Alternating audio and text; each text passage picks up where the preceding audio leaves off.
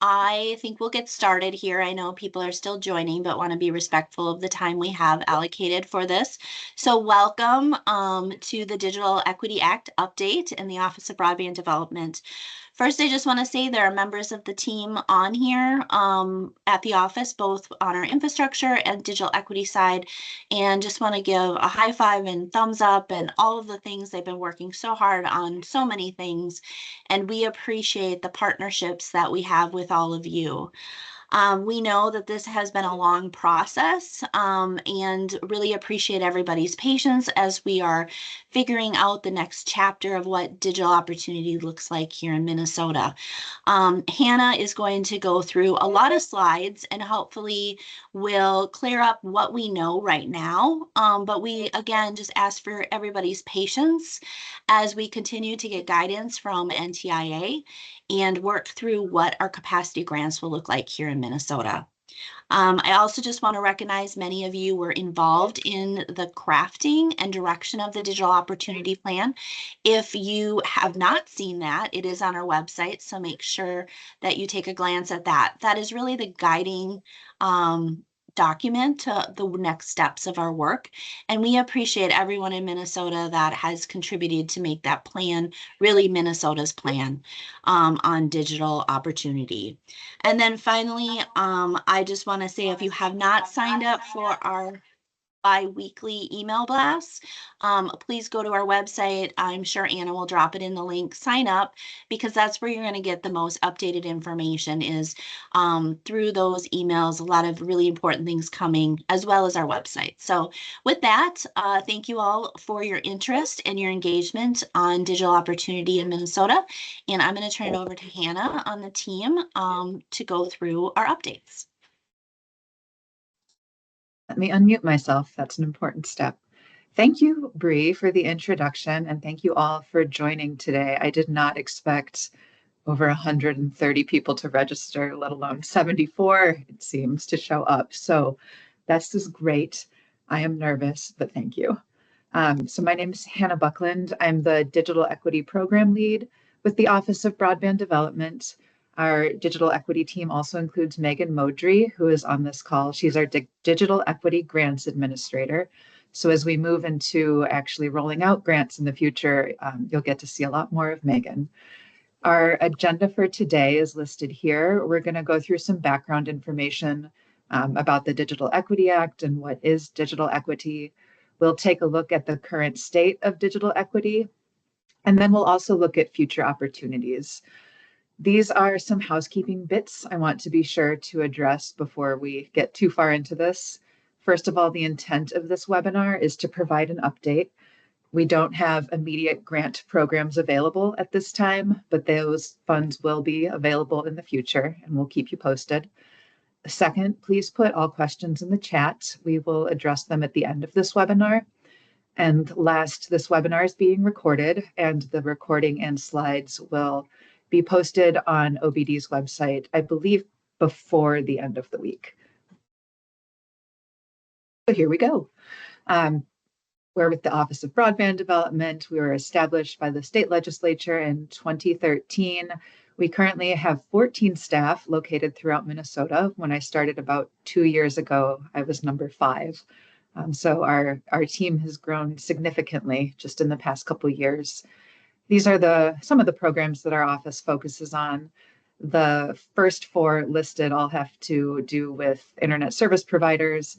And today we're going to be focusing on the Digital Equity Act, which is out of the box because the focus is not exclusively internet service providers. The Digital Equity Act was included in the Infrastructure Investment and Jobs Act, or IIJA, that was signed into law in November of 2021. It's administered by the National Telecommunications and Information Administration, or NTIA. So those are your acronyms for today, IIJA and NTIA. The Digital Equity Act provides $2.75 billion for digital equity work. We'll talk a little later about what this actually means. There are 3 funding categories within the Digital Equity Act. First, there's $60 million available in planning grants to states and territories. We'll talk about Minnesota's planning process later on. There's also $1.44 billion in capacity grants to states, tribes, and territories. More on that later too. And then the last category is 1.25 billion in competitive grants, which go to regional organizations, anchor institutions, etc. And there was some very exciting news released yesterday from NTIA about the competitive grants that we will showcase shortly. So with the Digital Equity Act, there are 8 covered populations that all grant awards are required to focus on. They're listed here. These are groups of people who we know are historically left behind when it comes to technology and internet access. So low-income households, and in this case, that means households under 150% of the federal poverty limit, aging individuals 60 years of age or older, incarcerated individuals or individuals who are re-entering from incarceration, veterans, individuals with disabilities, individuals with language barriers, and this could mean limited English speaking skills or low literacy, individuals who are members of a minoritized racial or ethnic group, and rural individuals. The definition of rural used for this program is pretty broad. So it's cities under 50,000 that are not adjacent to cities of more than 50,000, which is the majority of Minnesota's geography. We know that there is no one way of living in this world, that it's very possible that people check multiple boxes on this list and that people move from different populations throughout the course of their lives. So on one hand, this list is limiting in that sense, in that it reduces people to a list. And at the same time, it helps us focus our energies where we know the gaps are the most significant. So this is the definition of digital equity used in the bill text. It's the condition in which all individuals and communities have the information technology capacity needed for full participation in society, democracy, and the economy. And what this means is opportunities and options. It doesn't mean everyone has to use technology or has to use technology in the same way. I still have a flip phone. That's my eternal example of an option, but it's an option, right? I also have a computer. So everyone should have that opportunity and the option to use technology in the ways that increase their quality of life. Digital inclusion is another phrase that's often used. These are the activities that are necessary to ensure everyone has access to and use of technology. It's affordable internet service, internet-enabled devices. That could be a laptop, a tablet, a cell phone, but not a flip phone. Access to digital literacy training, access to quality technical support, so when something breaks, who will fix it? And then applications and online content that enable and encourage self-sufficiency, participation, and collaboration. I came to Office of Broadband Development from the world of libraries. And when I worked in libraries, I spent some time at Leech Lake Tribal College in northern Minnesota. And one thing we saw way too often was students who had a computer and had internet access, but they didn't have Microsoft Word. And the license for that, it's over $100. And so that's what number 5 is getting at on this list. It's having access to applications like Microsoft Word that let you do the things you need to do. I want to take a quick moment to acknowledge the language that we're using around digital opportunity. Something we learned during our planning process was the phrase digital equity was coming across to many people as just government jargon, and that's fair. It also came up that the phrase digital equity was not translating well from English into other languages. So that's why we've gravitated toward the phrase digital opportunity. It has more meaning to it and it has less jargon behind it. This is another way to think about digital inclusion, is this 3-legged stool metaphor. One leg of the stool represents skills and support. Another leg represents an internet connection.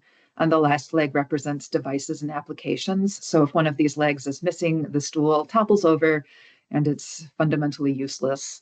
But as a former librarian, I have a lot of questions because you're never really a former librarian, you're always a librarian. Like, who is using this stool and why are they using this stool? Why is it a stool? Because that's the least comfortable form of seating.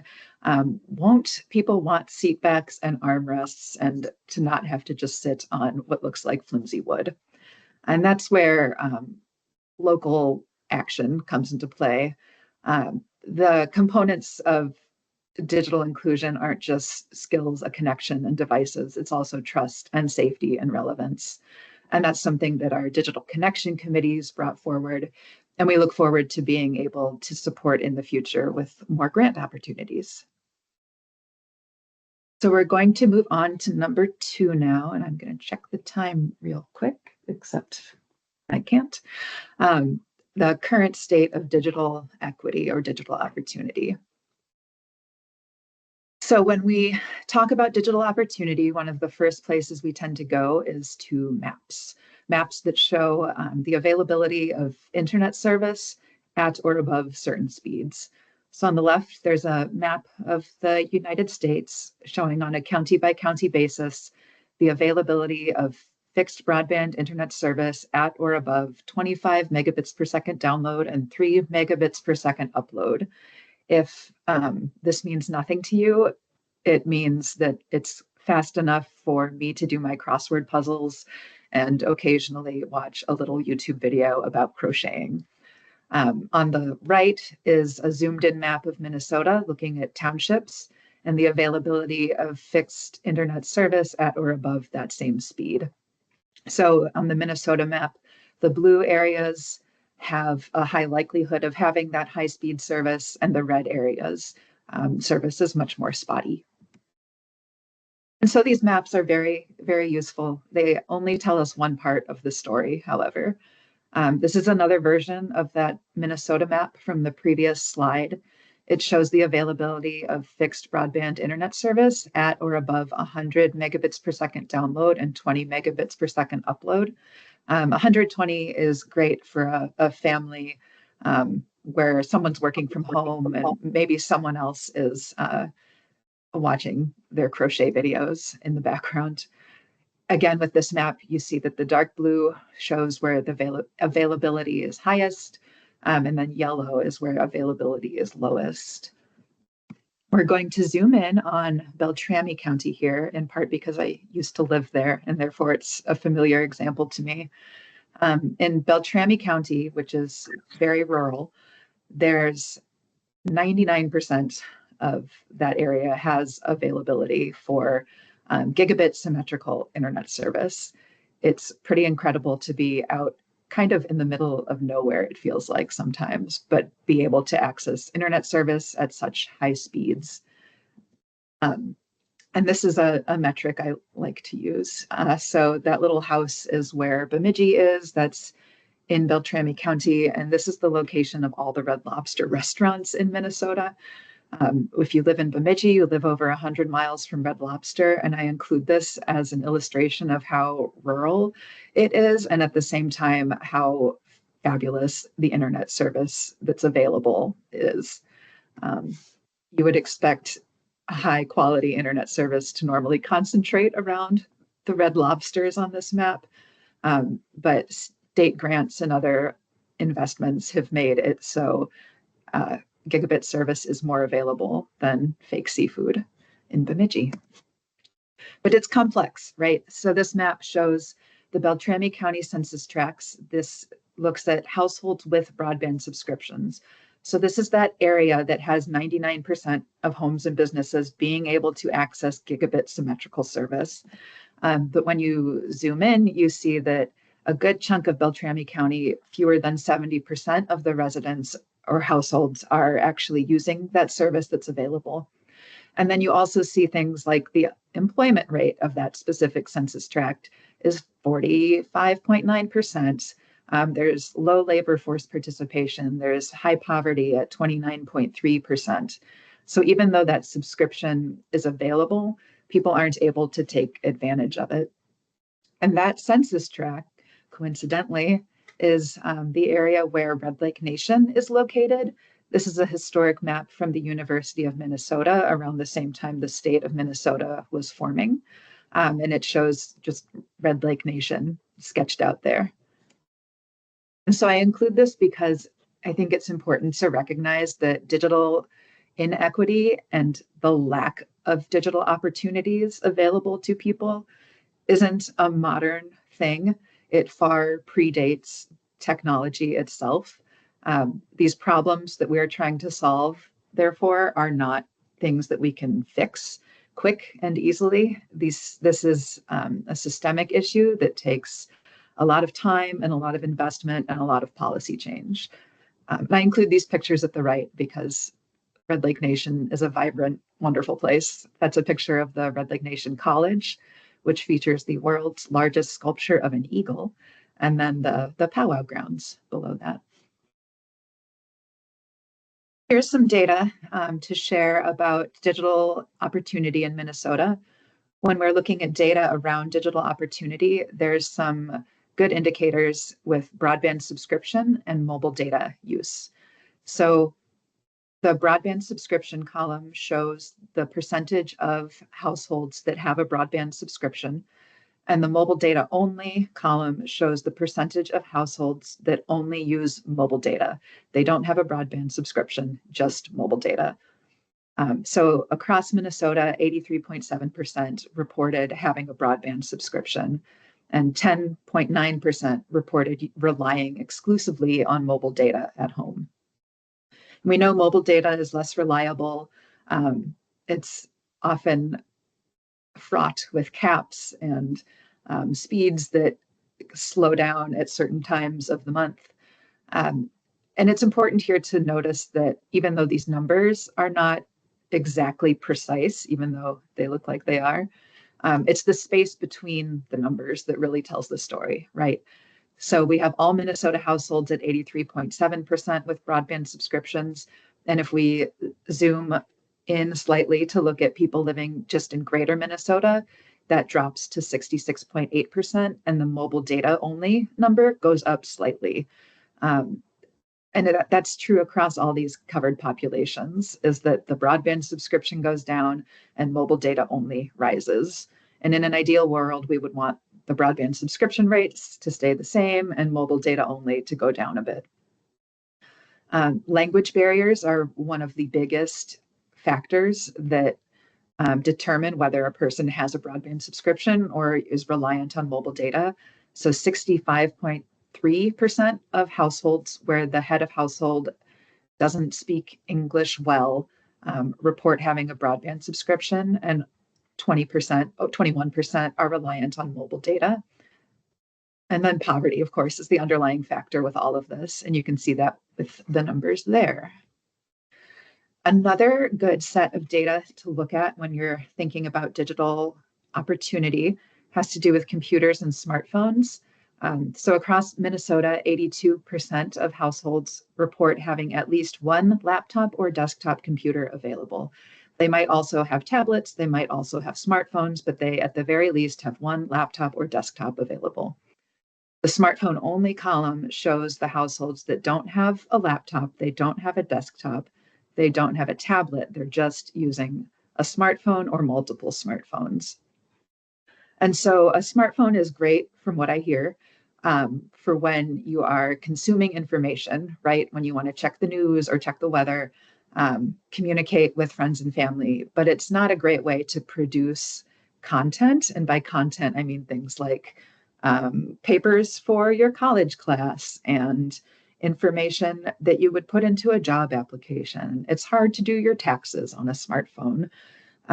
So we would hope that the numbers around laptop or desktop would go up and the numbers around smartphone only would go down. But that same pattern shows up again with these, right? So people living under 150% poverty are less likely to have a laptop or desktop at home and more likely to be reliant on a smartphone. I also want to note that laptop or desktop, it just means a laptop or desktop is in the house. It doesn't mean there are enough laptops for the number of people who live in that place. It doesn't mean all of those laptops work perfectly.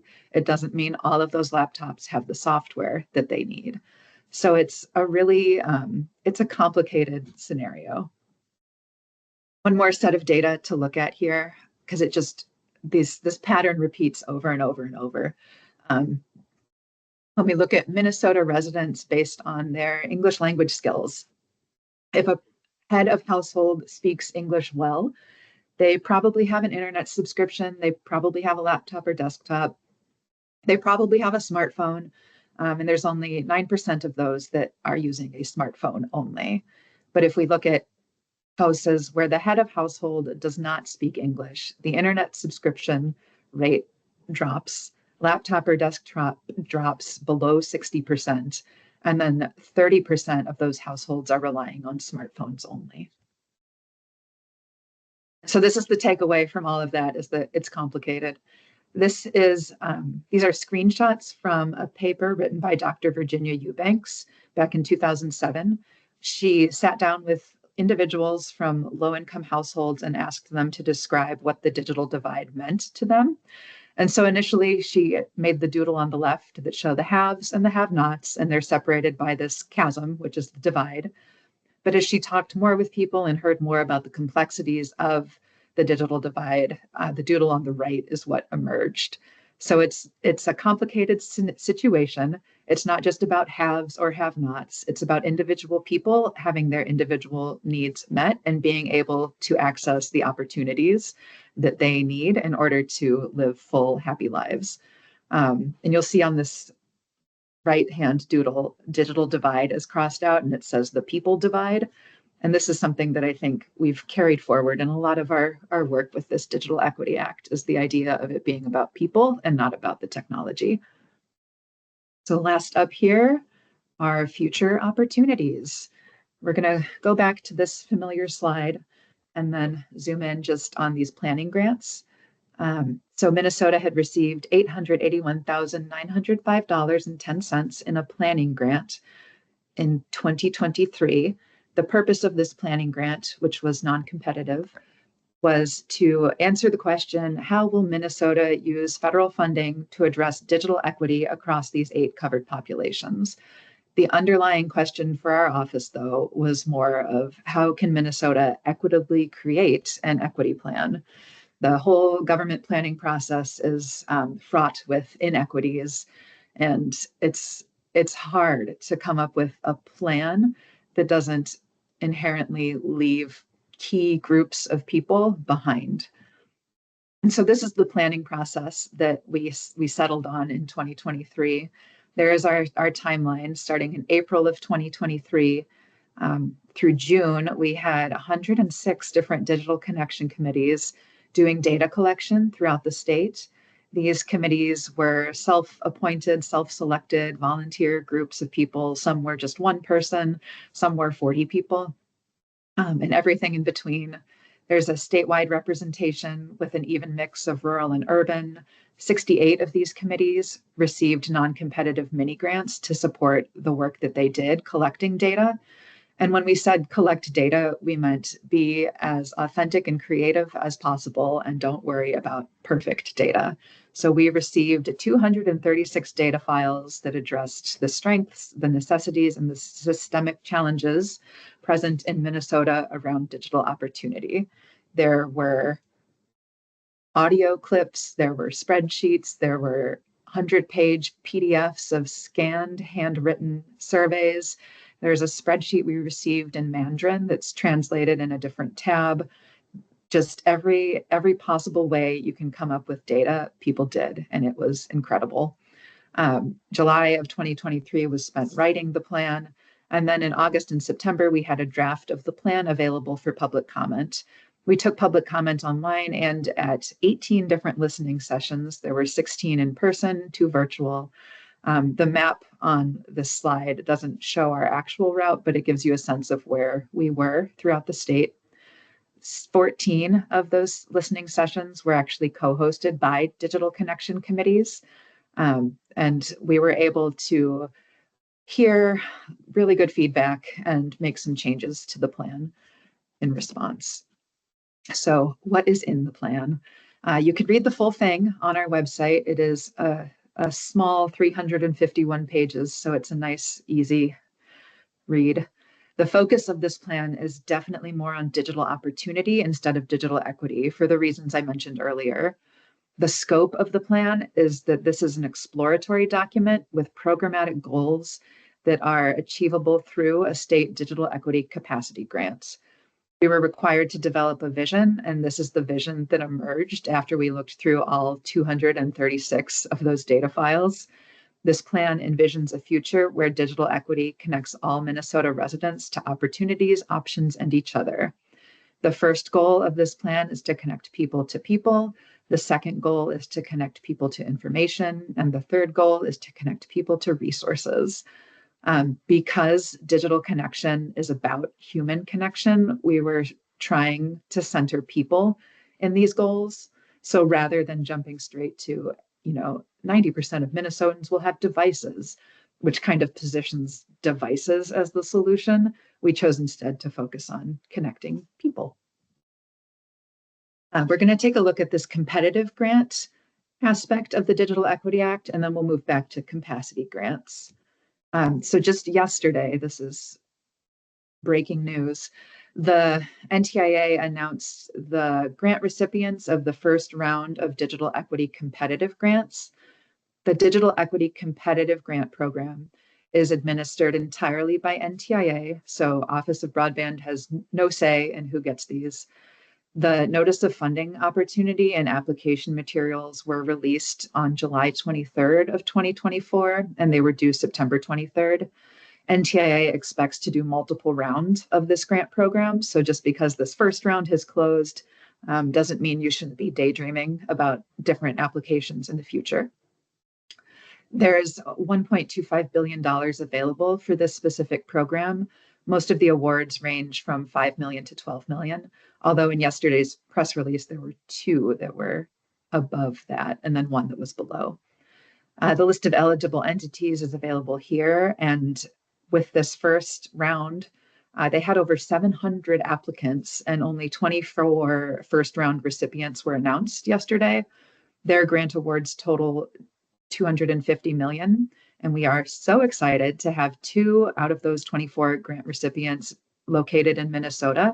The Hmong American Partnership and the Minnesota State System of Colleges and Universities get a big congratulations for making that cut. And we look forward to working with them in the future on their projects and figuring out too how the work they're doing aligns with and fills gaps of the Office of Broadband's work with the Digital Equity Act capacity grants.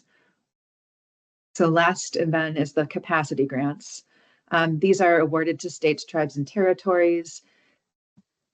They are non-competitive formula grants. Minnesota is approved for $12,033,288.01. These funds are being awarded across 3 separate notices of funding opportunity and applications. So that $12 million figure represents about half of what the state could expect to receive overall. In March of 2024, we applied for this grant. In March of 2025, we will apply for the next quarter of that funding, so about 5 to 6 million. And then March of 2026, we will apply for the remaining quarter, about 5 to 6 million. Every time we reapply, the total award amount is going to be recalculated by NTIA to account for the current census data, the most current data. So it's impossible to say right now how much funding we will receive overall, but we know for certain that that 12 million is for real. There are some caps with this funding, and the one I want to call out is that states can't spend more than 10% of their capacity grant on internet affordability programs. So what this means is that, the Affordable Connectivity Program went away at the end of May, leaving millions of households without an internet subsidy that they had used since the end of 2021. And unfortunately, we can't use our capacity grant to fill the gap left behind by the Affordable Connectivity Program, or ACP. A single month of ACP funding in Minnesota was over $5 million. 10% of 12 million is 1.2 million. So if we tried to replicate ACP using this grant, we would only be able to fund it for about 10 days. And that's not fair to anyone. But we can do a lot of other cool things with this funding that we look forward to delving into soon. This is the 2024 timeline, Adventures in Approval. Our digital opportunity plan for Minnesota was approved by NTIA in March. Our grant application was approved at some point in 2024, depending on the definition of approved that you use, but it was definitely fully approved by December 6th. So just a month and a day ago. And now our next step in this process is that at OBD, we need to fill out this specific projects form that outlines every grant recipient we intend to award to. This form is due 6 months from our award date, and it needs to include the next 5 years of grantees. We're going to be using some intermediaries in order to make this process smoother, and we'll have more information to share about this in the future. So you might be wondering, $12 million, where's it going?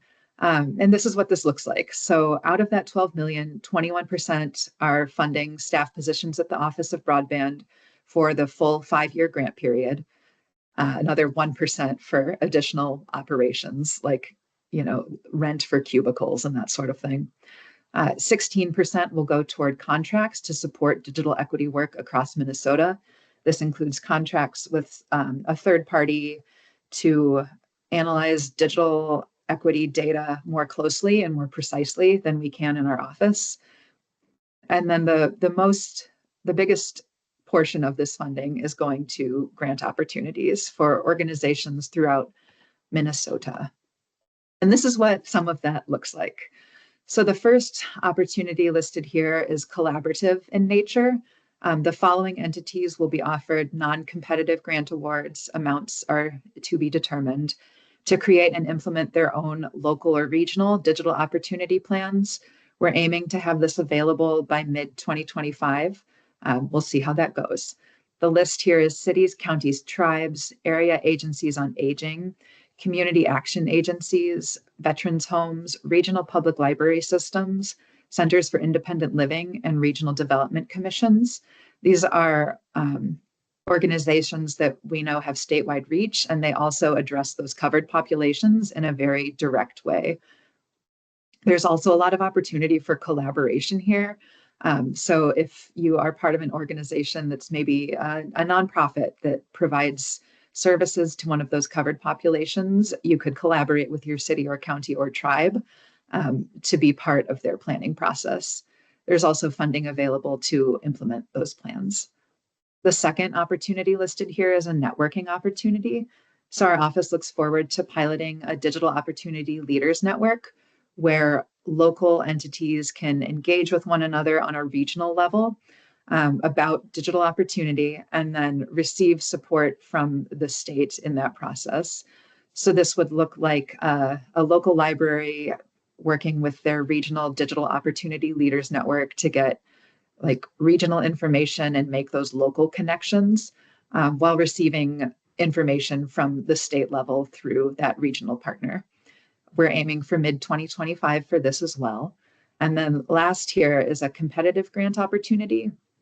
We intend to run a competitive grant program. The amount is to be determined for organizations that seek to imagine and carry out a digital opportunity project of any scale. We're thinking this will probably be a 2026 initiative. And I know there's a lot of inequities embedded in the competitive grant process itself. We're aware of that, and we look forward to finding solutions that can level some of that playing field for applicants. So for the latest news, you can subscribe to our biweekly newsletter.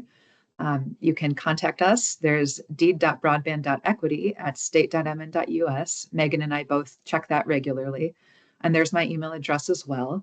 And then if you are intrigued by the BEAD program, which is focused on infrastructure, and want to learn more, we have a webinar at 1 focused on that.